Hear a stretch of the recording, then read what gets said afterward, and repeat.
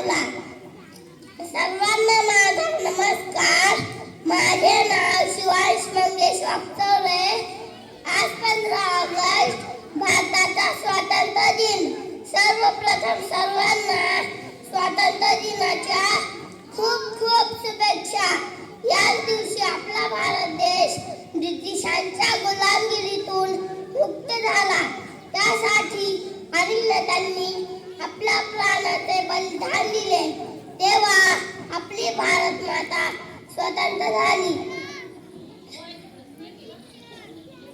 शेवटी मी एवढंच म्हणेन, किती आक्रोश झाला तो, किती रक्ताच्या नद्या वाहिल्या, सगळा पडला मृतदेहांचा, तेव्हा स्वातंत्र्य दिन उद्याच आला.